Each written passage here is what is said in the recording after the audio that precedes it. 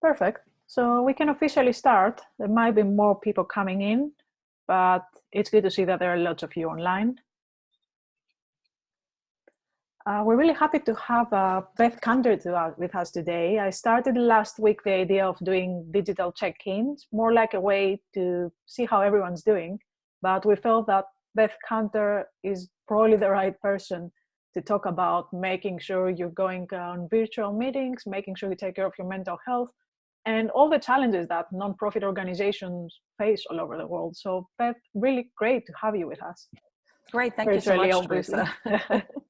Hopefully I'm not still muted. Great, so welcome everybody. Because we have a lot of people on the line, we're not going to do all voice introductions. So I want to encourage you to introduce yourself in the chat, your name, your organization, and where you're logging in from, inside your house, and then also your local community and location. And also, I'm just going to show a quick little tip. That you can do. You can change your profile on Zoom, and you can do that by rolling your mouse over your profile and go to the upper right corner, and you'll see ... and then you click on it. There's a little drop-down menu. You see rename, and then you can edit your profile name. So you could, put your name in it if it says your organization's name. And I like to add my pronouns, but just a little tip here. And it's only, when you edit it this way, it's only good for just the session. Great. So, so when I've been given the strange circumstances the whole world finds itself in, it is kind of anxiety producing. I don't know about you, but and I'll talk a little bit about that. So what I've been doing with all of my teams is to start with kind of a couple of deep breaths, a minute of kind of meditation. And I use an app for the iPhone, and I'm not sure if it's on the Android. There might be something similar. It's called Insight Timer. And what it does is it gives you the chimes. So I'm going to encourage you, when you hear the chime, we're going to have a full minute of just quiet meditation to start the meeting.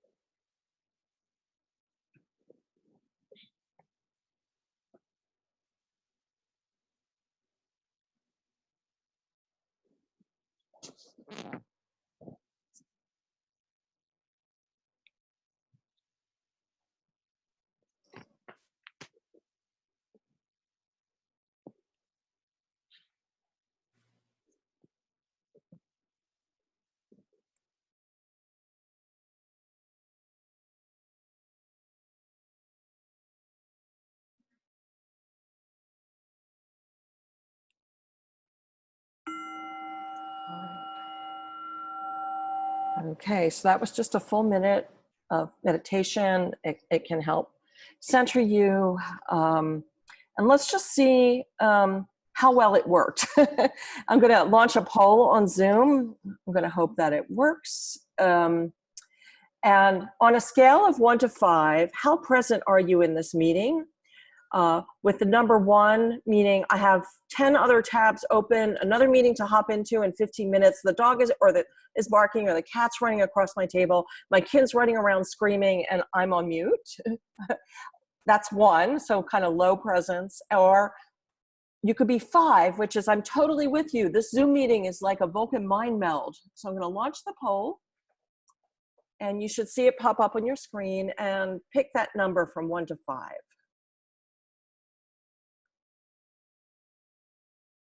Give it a few minutes. And if you're thinking about using Zoom polls in Zoom meeting, if you're using Zoom for your meetings, it's a setting that you have to enable in the user profile, And then it's very simple to do. It shows up as a little set of bar charts on your bar below where you see desktop, chat, record, and you can launch it. All right. So most folks have almost taken it. Let's see where we are. And I'm going to click end poll, and I'm going to share the results. So this is great. So, so I have some good concentration. So if I did an A/B test, maybe without doing the meditation, maybe we'd have more people in the number 1 category. So I think, as we begin to work online, one tip is to try to find ways to center yourself. I want that to go down. And I'm going to also, another thing that's also important to keep in mind is that we're all kind of in a grieving process for our quote normal life or life before COVID. And all of us have had probably a dramatic change to some degree in our living circumstances, our work circumstances. I know myself, everybody's here working out of a very small space. We've been in California, we've been sheltering in place for almost a month. I'm used to leaving the house and seeing other people. So that's been kind of strange. And I'm also dealing with a lot of folks and working with a lot of people that I work with, all of a sudden also having to shift their work, and a lot of people feeling a lot of anxiety. My family, also friends, it's kind of universal. So a good thing to do with your team meetings is to allow time for people to check in, how are you doing, and having a really good icebreaker for your meeting. And it's good practice anyway.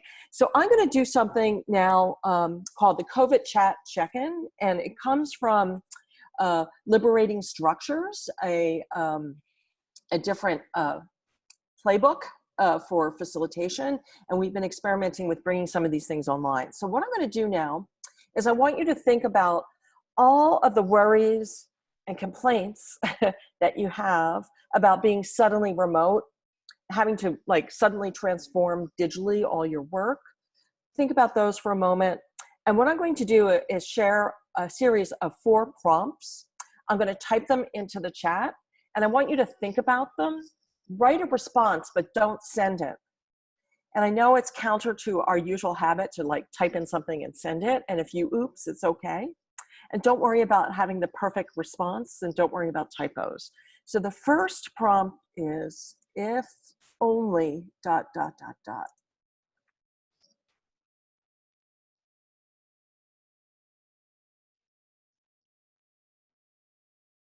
Think about it. Type your response in the chat. Don't send it yet. Okay, let's send it to each other. If only.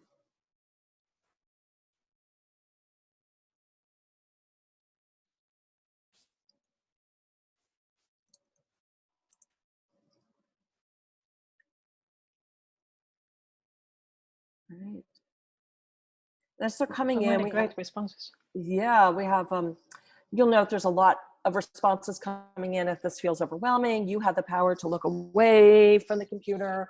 We're going to be on screens all the time, so it's always good to know that you have the power, if you're feeling overwhelmed, to look away. Okay, the next prompt, the second prompt, it makes me ...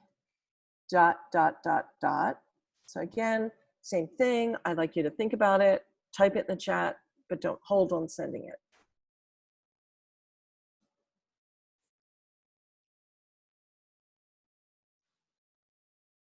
Okay, you can send.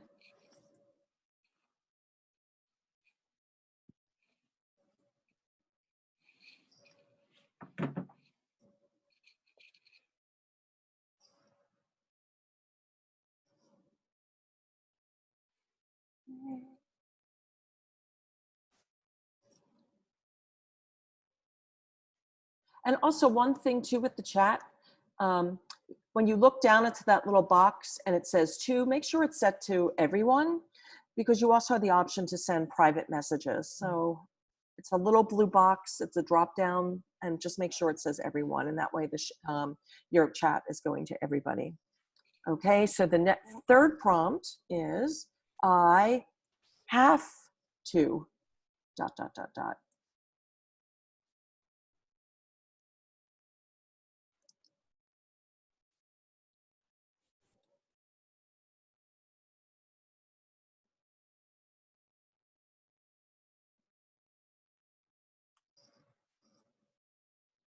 All right, you can send it.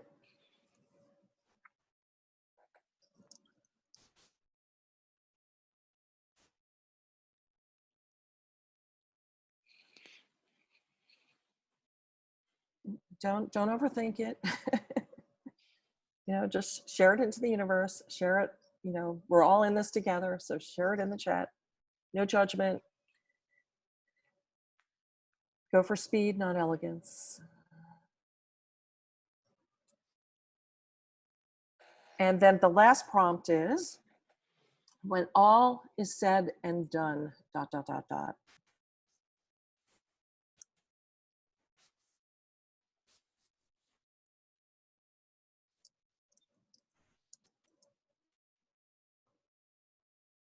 And you can send it when you're ready.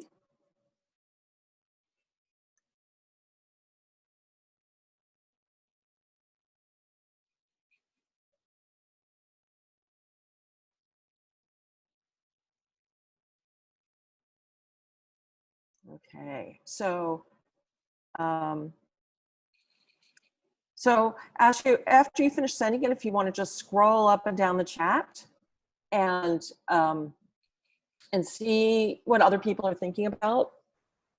As I was just quickly scrolling, I see a lot of kind of desire to connect with other people, missing contact with humans, some anxiety, but people finding mechanisms to cope with that, and then seeing and taking that long-term view. Great. So this is a check-in that you can do with staff and online meetings. I actually just wrote a post that shares some additional icebreakers that you can do during a pandemic. And I'll pop that in the chat, and then I will turn it over to Teresa. Yeah. If I was supposed to. Yeah, I got it right. Of course. Perfect. I'll make sure I share more resources in an email after that, so don't worry about it. It'd be good to have a quick chat, Beth, because obviously we want to make sure that we check in with everyone, but I also want to check in with you and ask a couple of questions. So how has your work life changed since the lockdown? I don't think my experience is that different. I'm in San Jose, California, and we have been sheltering in place. I'm in the heart of Silicon Valley, and a lot of the big companies like Google and Twitter and Facebook actually did mandatory work at home a week or two before the county did. So, and the county had very sort of scary messaging about avoiding crowds, and so people started sheltering in place. It's been about a couple weeks now, and the last one message we just got, it's gotten very, very strict. I mean, we basically can't leave the house unless we're going to the doctor or going to get food, and they're issuing fines and if you've caught gathering in crowds. So all of a sudden, my home has become a co-working space and college dormitory. My two kids are here. Their universities have gone to online classes and closed the dorms. We're not all used to being together for so long. It's interesting. I don't know. At times, I don't know whether I'm living at work or working from home. I literally haven't gone out of the house that much because I'm in a high risk group. My anxiety levels are through the roof. I'm worried. I'm worried about myself or my family getting sick. We have a care plan established if one of us gets sick or any combination of us, how to isolate. I'm scared about my neighbors. I have elderly neighbors. I'm scared about the healthcare system. I'm scared about the zombie apocalypse coming. It's very anxiety producing to have this kind of slow, catastrophe unfolding and not having control. In terms of remote work, I've been working in my pajamas for 30 years. So that really hasn't changed. But the What's the thing that has difference from changed that now? is that my productivity hasn't been great. Yes, for sure. You know, admit it. I like to be a productivity geek, but it's been hard for me to really work at the level I was working before. And so I've had to pull out all of my personal productivity, resilience, positive thinking tools. And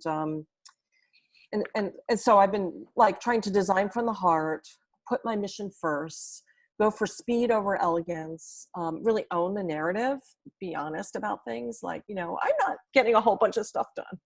You know, things are being delayed. It's hard to concentrate. And I'm trying to, as much as I can, embrace the long view. And finally, the best thing we ever did was we panic adopted a senior dog from This is the a great rescue story. shelter. And his name is Tigger. And we did the whole thing virtually, and I'll just pop a little article about it. And that's just been a great way to bring a lot of joy and love into our family. That's a really great way to deal with the anxiety and the whole uncertainty right now. So definitely a great idea. And of course, I totally relate to everything you've said pretty much, how you feel really anxious, really stressed about the whole situation, or how sometimes it's not really easy to stay productive. And it's not really a normal time that we're working from home. And I know you wrote the book, The Happy Healthy Nonprofit, and it's all about self-care and well-being in the workplace and how nonprofits can really take care of themselves. So now with the situation with the lockdown and adjusting to a virtual life, how would you say the tips could adjust more to this situation? Okay, so I'm going to start with like working with home tips, okay, and being remote. And I hope I'm coming through because I'm seeing that my internet connection said unstable. This is another new normal. I'm fine, yeah. Okay, lots of little technical glitches here, I think, because so many people are using Zoom and the internet, so we have to be gentle with that. So if you're new to working at home, a couple of tips. Get dressed and take a shower and pretend that you're just commuting down the hall because that helps you like set yourself for the day. Designate a workspace. That's hard if you have a small space. You know, I do work on my dining room table sometimes, but I then clear it off. So try to keep some sort of line between what is workspace in your space and what is, you know, life space. Try to define working hours and, you know, what's work and what's, you know, family, personal time. It's really hard. It's really hard because I found myself panic working. Yeah. And so I've had to say, why am I working like 12 hours a day? That's creating more stress. You got to stop. And what's happening, I'm trying to work 12 hours a day, but I'm not really being that productive. So I had to pull back on that. It really helps to set a regular routine in the morning. You know, I every morning I sit down, you know, like what I'm going to accomplish, have some quiet time, what I'm going to accomplish for the day. And I take regular breaks. Build in that transition into and out of work. You no longer have that train ride or that tube ride or a walk to work, and communicate. So I think also, I don't know how many of you, maybe get a show of hands. Are you also managing from remotely, or is it just you? Raise your hand if you're also managing remotely a team. Great, I see a number of us. Okay, so here's a couple of bonus tips for those of us who are managing. My big tip here is to value deliverables and output, not seat time. Don't expect that, you know, that you have to check in on people every, you know, from 9 to 5, every minute that they're at their desk. Because one of the benefits of working remotely is that you don't have quite as many interruptions as soon as we get over our distracted stage. And just really value, you know, what are the deliverables? You might need to have some flexibility about it, still maintain those check-ins. Some of you may be doing one-on-one check-ins, you know, establish that regularly, because if there's silence, people start to get kind of anxious about that. Facebook actually published this really wonderful resource site for Facebook Workplace, and they did have a tip sheet for one-on-one check-ins. I'm going to just pop that into the chat. So that would be my tip. Don't feel like you have to manage like a hawk every second. continue to have those one-on-one check-ins, focus on the deliverables versus seat time, and also be a little gentle with deliverables because, until we kind of adjust. I think, unfortunately, this is not like a snow day and it's going to be over. I think this is going to go on for a bit. Yes, that's true. And these are all really good tips. And as you've said, it's more about focusing on the deliverables because we should all acknowledge that we are going through a situation that we need to find the best way to be productive. And we know that many people, yeah, feel free. I was just going to show, and humor helps too. And I found this is from Rob Cunningham, and I'm going to just share it here. He does cartoons for nonprofit. He said, these are his working from home merit badges, dressed by 3 p.m., spoke to another adult, got 250 steps, did work instead of laundry, fed myself, So all these these are a joke, but like kind of try to avoid getting merit badges. It's good to get the reminders though. And we know also, Beth, that there is a really big shift all of a sudden in virtual meetings and the whole idea of workshop facilitation. And it's something that you've done a lot in the past. And it feels like the perfect opportunity to ask you, what's the best way for someone to jump into something that they might not have tried before and they have to face with a new world with virtual meetings? Okay, so I think, a couple of things. We have, I ask myself, what expectation of normal am I giving up today? And so one of them is going to be that my hair is going to be perfect and I'm going to look really beautiful on camera. So I'm just let that go. Soon you're going to see my real hair color, whatever. Or my kids they're older, they're college students, but they have also photobombed my Zoom. They've come up and made faces. Luckily, I'm trying to schedule all of my public kind of meetings like this early in the morning when they're sleeping. So I don't have that. So, but some of you may have young kids at home. It's okay. I've had a lot of kids, welcoming a lot of kids to meetings, and it's okay. And, and if the kid's crying and, you might need to go on mute, or maybe they want to sit on your lap, it's okay. Don't let that add to your stress. I had a meeting, where was I?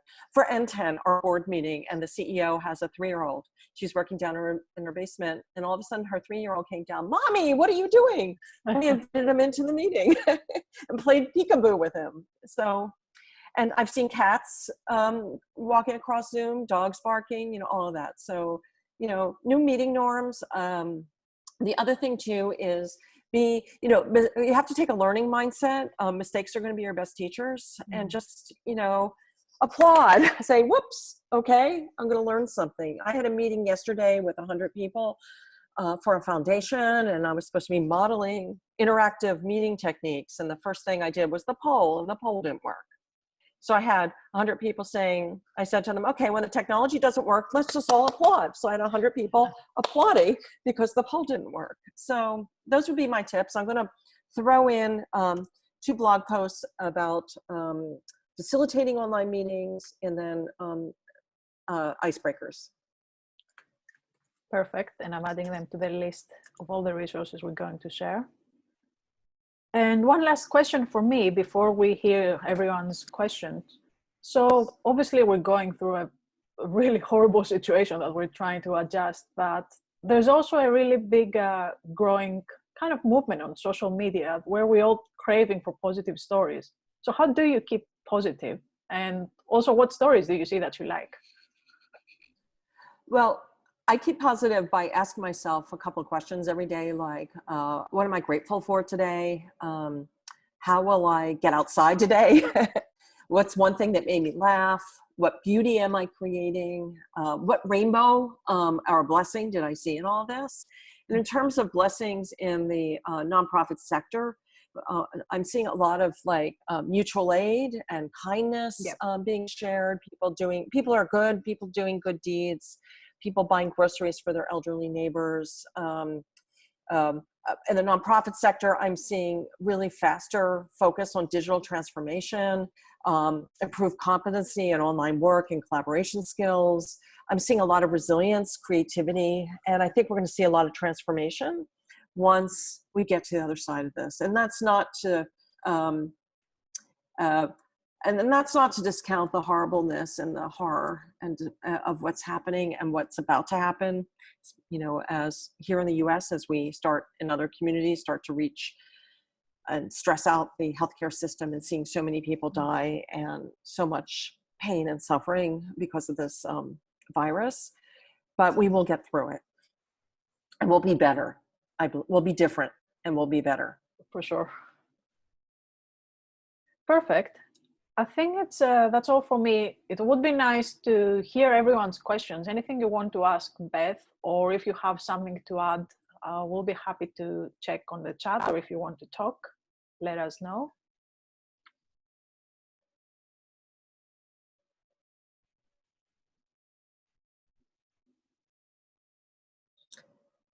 Oh, there's a good question about, for those not in management, are you feeling pressure to work your 35 hours or regular hours as normal?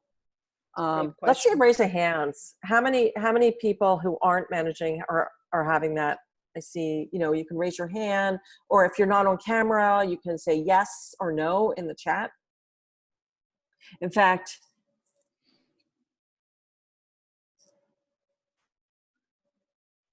so some hands were raised and several yeses on the chat. Yeah. I'm gonna ask Leaf to unmute and ask him a little bit about like what's behind your question there. Tell us a little bit more about that. Leaf was on the Bridge program last year, so I'm sure he remembers your master classes. Leaf, if you from Belfast, if you would like to unmute, let's see if we can unmute you. There you are. I was able to unmute myself, but yeah.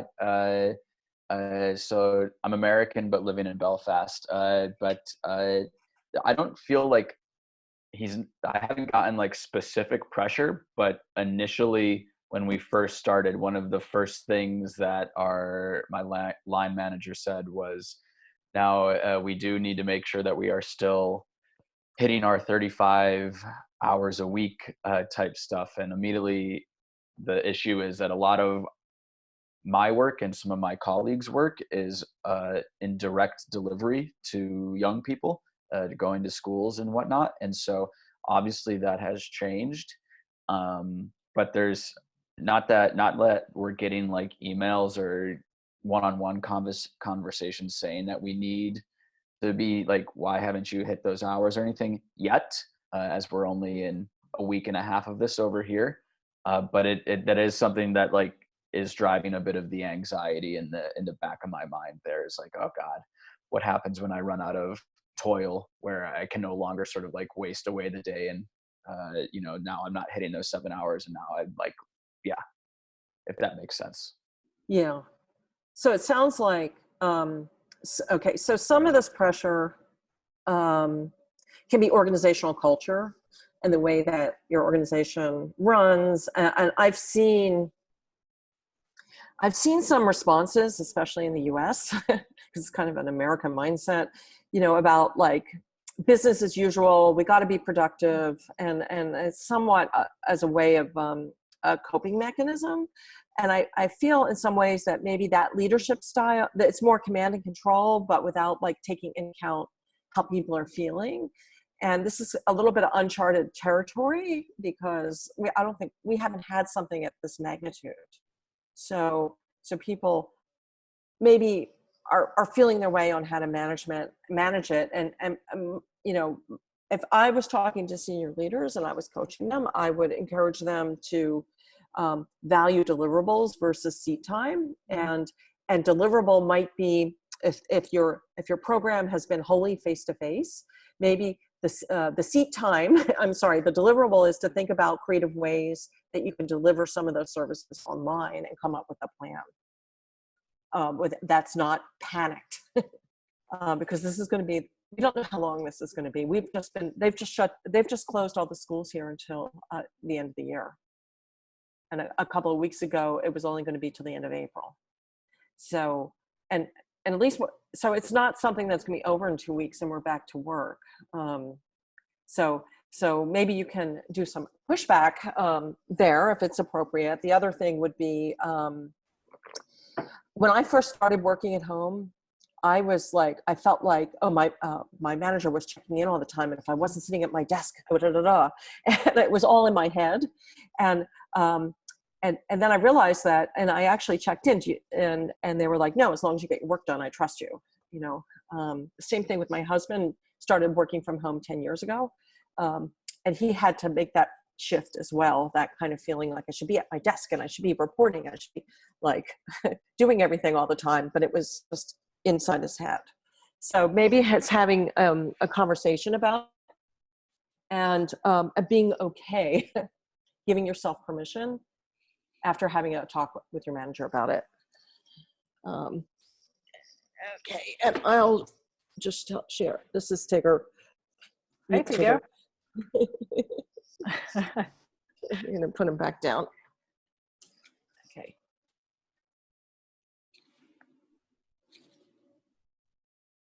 Any other questions?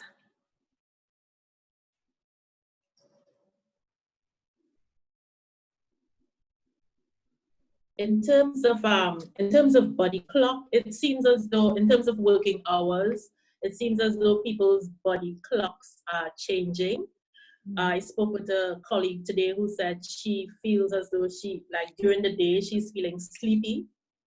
And I said, I think there's nothing wrong with taking a nap. You can put in your hours anyway, but the time changes. Like you could probably nap during the day and work during the night. What are your views? I think that's a great, as long as it doesn't become napping all day and napping all night, or working all day and working all night, I think you can, what I really like about working remotely is that I can, when I feeling, as long as I can manage it, because I do have to manage like when I have to go to meetings and all of that.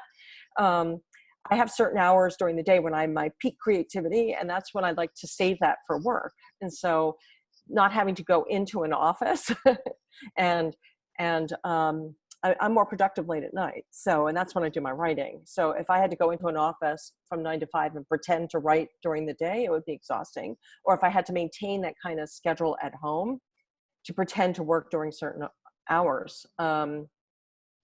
So I think that working to your body clock is a really effective way to work.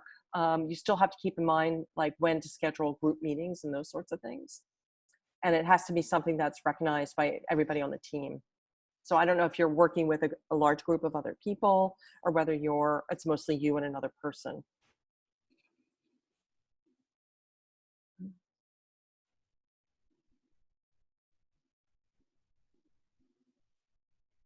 Great.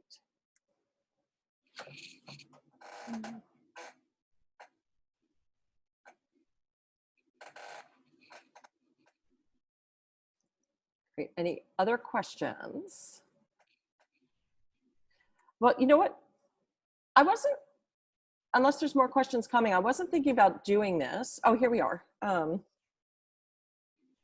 So there's a question that came, are there opportunities to do more team building and reduce isolation? Absolutely. I'm going to do this right here. Absolutely, there is. I've been seeing organizations do coffees and virtual water coolers and happy hours. And so you can actually have unstructured time where you're all online or on Zoom. TechSoup in the US, they did a happy hour. They've been doing them on Fridays. And I'll put a link in the chat that gives you some tips on that. And they do a theme, like everyone has to wear a funny hat, be on camera, and they do show and tell. They've done show and tells, show something on your desk or show us something, something on one of your walls. And so there are great opportunities for that. Also checking in every day. Okay. So Teresa, did you see more questions coming? Rumbi said earlier, I feel pressure in terms of daily check-in or reporting daily, which is relevant to what we discussed before. And Leaf is adding, airconsole.com is something we tried last night. More than 3 need a subscription, but it's cheap enough. So Leaf, what is it? Well, Leaf, why don't you tell us a little bit more about Air Console? What does it do? Basically, what we would do is one person sort of starts it on their desktop or their laptop or whatever, and then it sends a code to yourself and whomever you want to play with, and it's basically like using your phone as a controller. And there's just like dumb knockoff games of popular games. So like instead of Mario Kart, it's Go Kart Go or something. And yeah, and so what we would do is like the person who had the subscription, she was using it for some of her other friends and team members, and she would share her screen on Zoom so we could all watch her screen and play the game remotely. Yeah, so group games, group watch parties. You know, there's fun stuff you can do if you're using, like, for example, whatever your team collaboration software is, like on Slack. How many of you are using Slack to communicate remotely? There's something called the Donut Bot that actually matches people up, and for coffee. We're using that at Lightful. Yeah. And so now you can't do a real coffee, so you have virtual coffee, right? Jess says, we started using your tip from Network Nonprofit for sharing a photo from your weekend on a team chat platform like Slack. So we now have a running joke that all our photos have become very boring.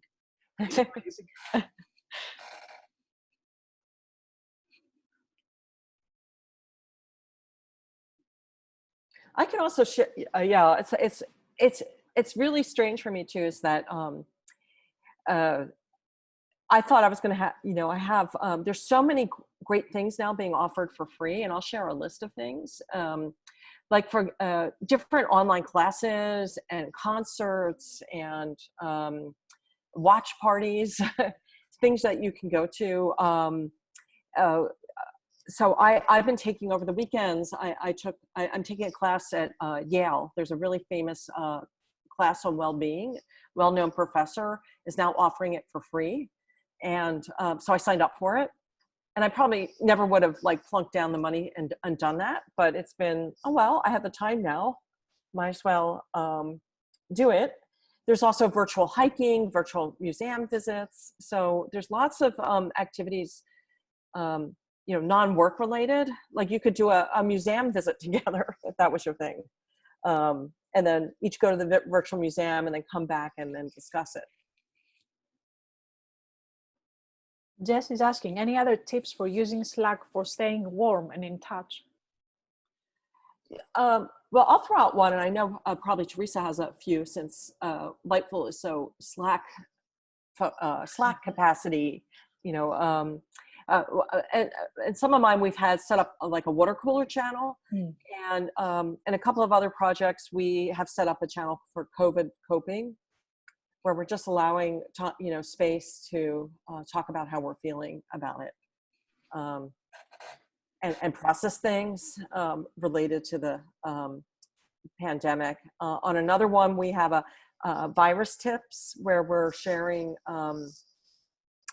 you know, articles that we've read, you know, about medical information or safety tips and those sorts of things. We're having a channel at Lightful on Slack called Work from Home, so everyone can just share something that's not relevant to work. So someone might share a photo of a dog, something else happening, even work from home tips, or how everyone is dealing with work from home. So it just feels that you're trying to interact with each other, not just about work.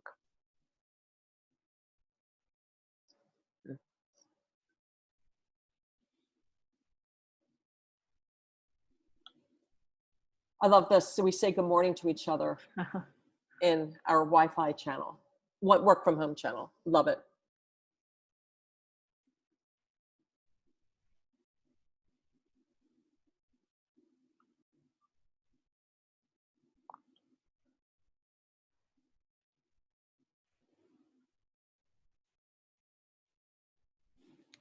And then mostly cat and dog pics throughout the day. I love that. Of course. Thanks for joining, Jess. Great. Other questions?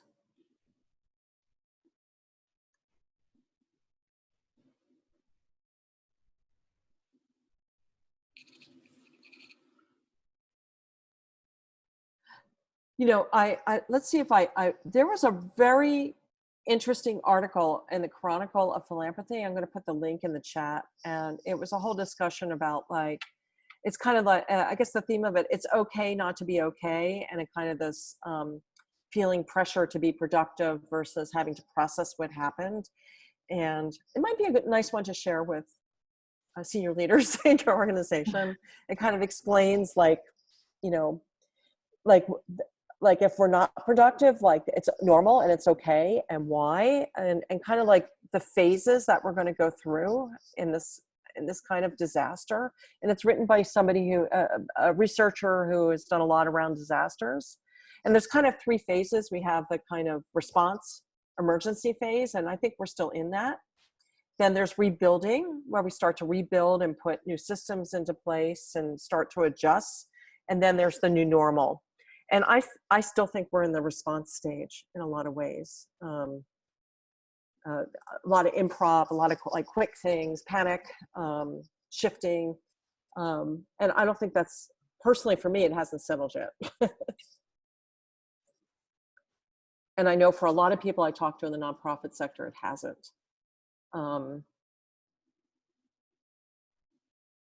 Oh, here we go. Any tips for doing an effective induction for someone working at home?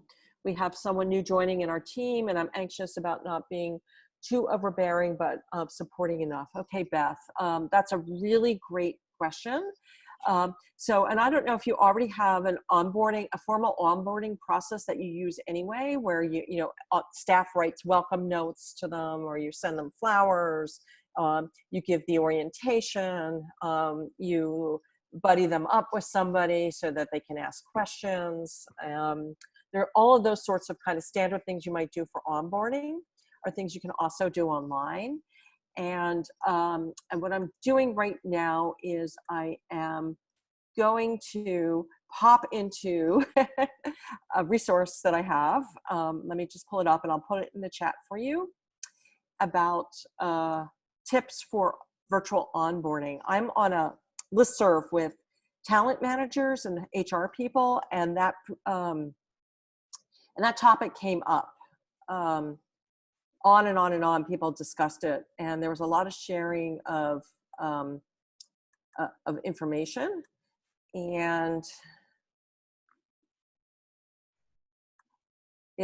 there's been a lot of questions about how do we do, you know, on the management side, how do we do a job interview with somebody who's applied virtually? How do we do the onboarding? So let me pop those into the chat. Let me get my hands on them. And I will pop those in the chat. I think that the best thing you can do is having the buddy system. Someone who that they can check into. We do that I'm on the board of N10, and when we bring new people on the board, we match them up with someone else on the board and their board buddies, and that person can reach out to their buddy anytime they have a question. So there's a really good set of tips about virtual onboarding for you in the chat.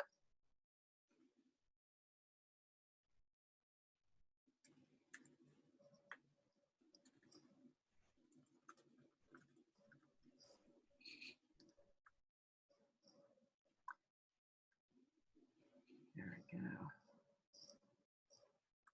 Lots of quiet. Thinking of virtual events, if a charity doesn't have, I don't know, the people in-house to do it themselves, could you recommend any companies that could help with that? When you say events, what are you?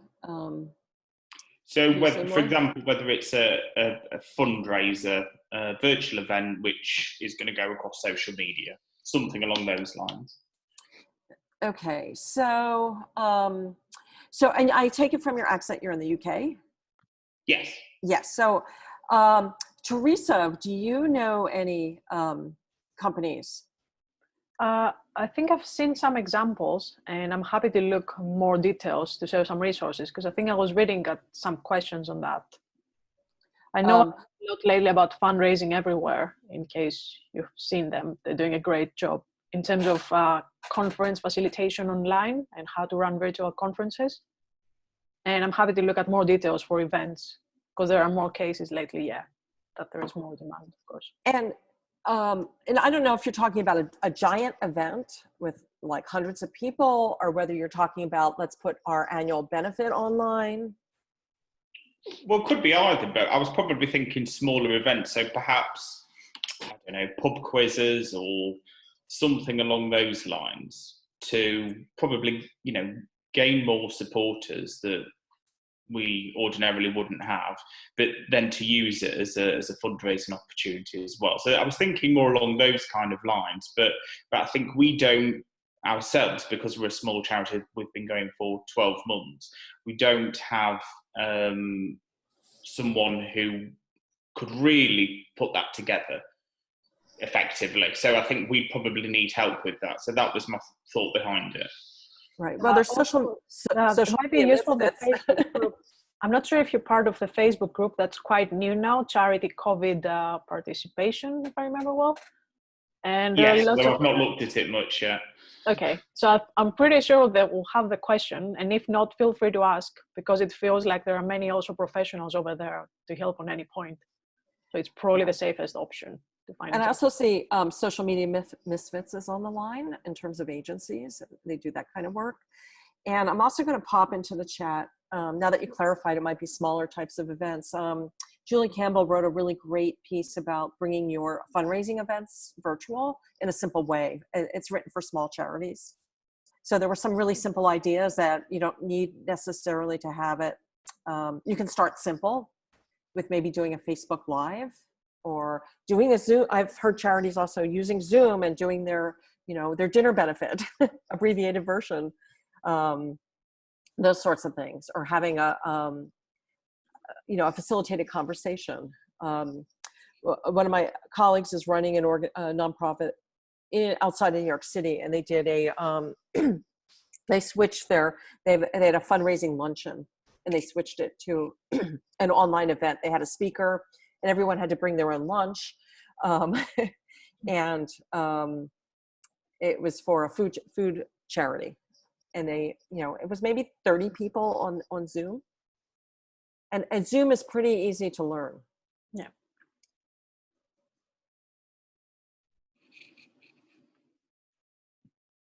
Thank you. And I see Claire. Claire said, we did a pub quiz using Google Hangouts. I don't know, Claire, if you wanted to share a little bit about that. I don't know, where is Claire? You might be muted or just... Hi. Hi, Claire. Hi. So it was actually my friend did it for a group of friends. So you kind of have to do it with people that are gonna cooperate, I guess. But we just basically had it where you can mute people and you can pin the screen that you're looking at. And they also sent out like Google Forms for putting the answers into as well. And it just worked out as a really fun way to feel like you're hanging out with your friends. Like I say, it's a paid version we have through work, so that was up to 100 participants, but I'm sure there's a free version that'll be accessible as well. Great, thank you for that. And also I see we have Social Media Misfits on the line. I don't know who's joining us from Social Media Misfits. If you'd like to tell us a little bit about the... Yeah. Hi. Social Misfit. So I'm not sure specifically about anything around like if it's to do with the actual chat rooms or using Zoom and stuff like that. We're not doing anything to do with that, but we are doing an event, a virtual event with Twitter, and also I know that IG advisors, who are philanthropy advisors, are launching or doing an event. I've just posted the link here. It's a virtual major gift surgery. So I'm not sure, I don't have any tips specifically on, using Zoom or Google Hangouts or those kind of softwares, but those kind of events are really useful to be at, and it's also quite good to kind of go to them, and I guess you'll get to see how they work and how they run those sorts of events. So we haven't launched the information about ours yet, but if you follow us on Twitter, then you can find out a bit more about that.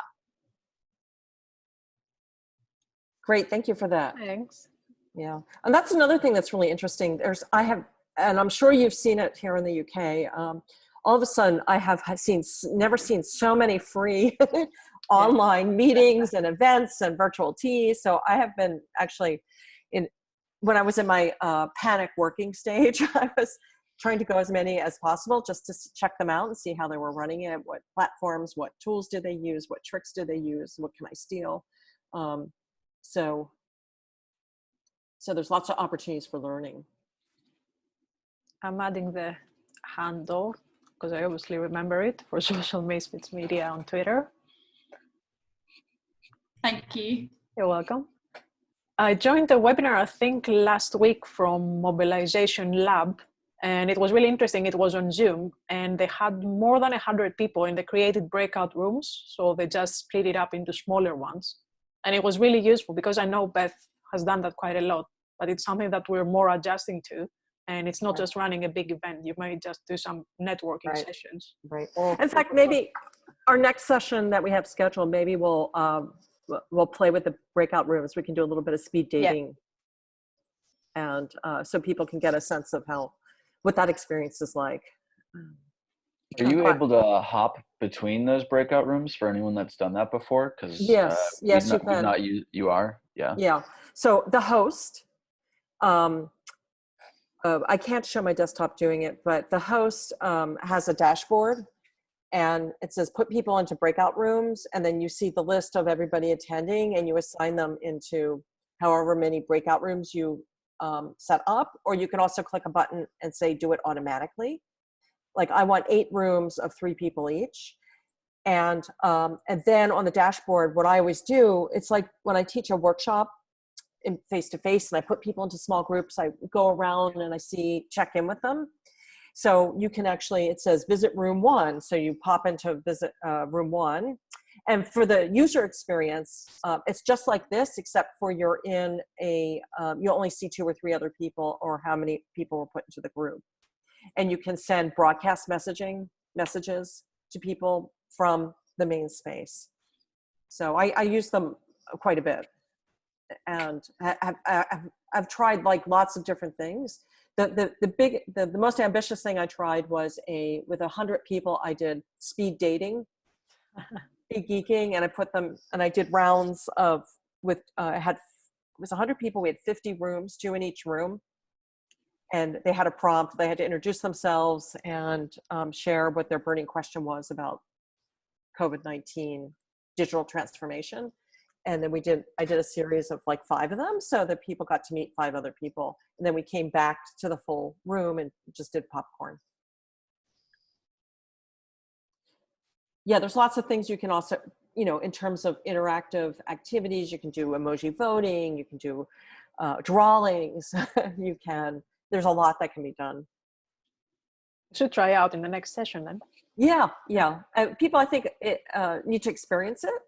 And then answer questions about like what's happening behind the scenes, and then you get to practice it. The way I learned is I experienced it, then I had some practice cases. Sometimes I would just get all my kids, my family, my husband to get on Zoom, and I would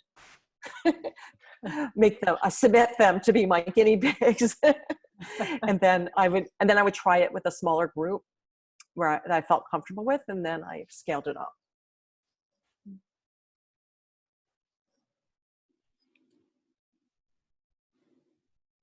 Great. So I see that we're almost at the top of the hour. Yeah. And you wanted to ask some questions around Lightful before we sign off, right? I think the only question on my side, in case you haven't joined, this is the second digital check-in. The first one was with just me and talking about taking care of your mental health if you're working in digital. And this one obviously was with Beth, and we're planning to do more of them. And I'd love to hear from everyone, what do you feel that you need more at this stage in terms of content? We want to make sure that blogs and webinars are as useful as possible. And obviously everything is for free, as everyone does right now. So feel free to share any ideas, anything you feel that you want to learn more, and we can invite more people and have you more talking about that.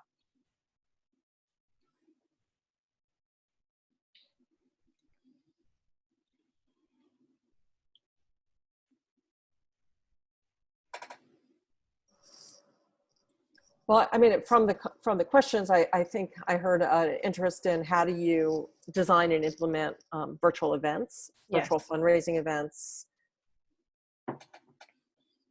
It's a really good topic also from Liv, social engagement with purpose. Juliet says, I'd like to know how to maximize the podcast.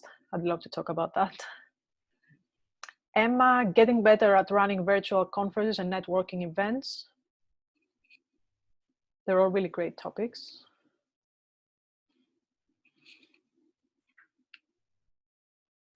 So we can focus on the next one, Beth, together, to focus more on the virtual conferences and the facilitation, to play around with Zoom a bit and to show people how you can really make it more interactive.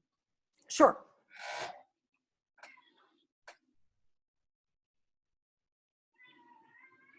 Great. Okay, so I guess we're heading up. This has been great. I hope you got a lot from it. Thank you all for taking some time out of your day. And again, what you know, this is a weird time. It's not normal, and it's, you know, it's okay not to feel okay. But we're going to get through this, and we're going to come out better on the other end. And just remember to keep on finding. You know, ask yourself the question, what rainbow am I going to eat today? You know, what blessing can I find in all of this? What is the positive? And take time for yourself, practice self-care, reach out to people if you know, tending and friending, being together is a source of comfort. Do that. If you're an introvert and you need time alone, do that. You know, take care of yourself so you can build your resilience and take care of your organization and the people that your organization serves. Thanks so much for joining, everyone. Beth, obviously, thanks so much for starting the day early for us. And we'll make sure we send the resources and send you another date with Beth to have a digital check-in. Hopefully you enjoyed it. It was really fun and good to check in with everyone. Thank you. Thank you. Thanks, Damien. We should do a happy hour. That's from Juliet.